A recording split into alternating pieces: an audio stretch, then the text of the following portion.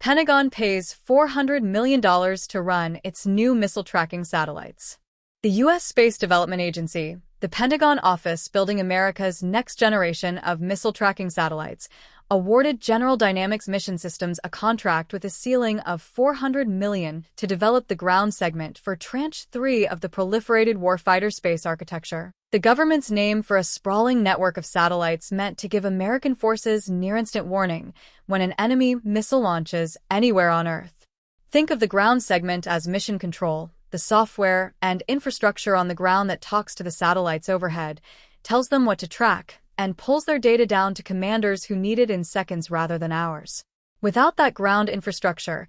even the most advanced satellite constellation is just expensive hardware spinning silently in orbit. General Dynamics Mission Systems, headquartered in Fairfax, Virginia, with a specific team on this contract based in Scottsdale, Arizona, is no stranger to this program. The company already built the ground system foundation for Tranche 1 and expanded it for Tranche 2 under a separate $491.6 million Space Development Agency award, and this new contract lets the company extend that same architecture rather than start from scratch, according to the company's own announcement of the earlier award. The Space Development Agency structured this newest deal as a sole source acquisition, meaning it went straight to General Dynamics without a competition, a decision the agency has consistently defended by pointing to the technical continuity of building on ground systems the company already operates for earlier satellite batches. The Proliferated Warfighter Space Architecture itself represents one of the Pentagon's most ambitious space bets in decades,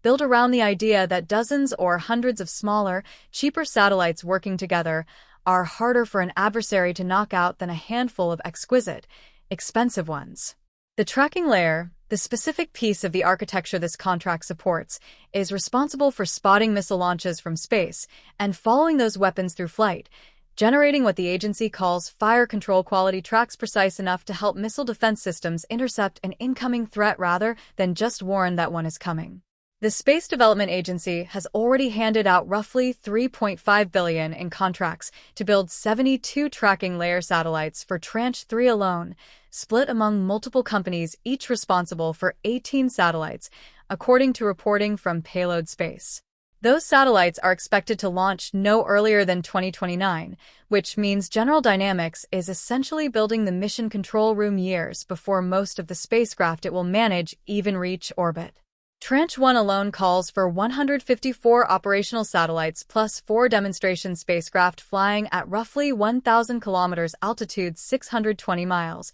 delivering persistent tactical data links, missile tracking and warning, and Bayant line of sight targeting to combatant commands around the world, according to the Space Development Agency's own program fact sheet. The agency has already launched more than 60 Tranche 1 data transport satellites and expects the first tranche to deliver initial warfighting capability by 2027, giving American forces a working preview of what the fully built-out system, Tranche 3 included, is ultimately meant to provide at much greater scale. Alongside Scottsdale, General Dynamics teams will work in Seattle, Washington, Grand Forks, North Dakota, home to one of the Space Development Agency's 2 space operations centers that already control Tranche 1 satellites, Redstone Arsenal, Alabama, the site of the agency's 2nd Operations Center and a longtime hub for Army missile programs, and Chantilly, Virginia, where General Dynamics Mission Systems space business is based. The Space Development Agency has obligated $60,665,380 of the total contract value so far,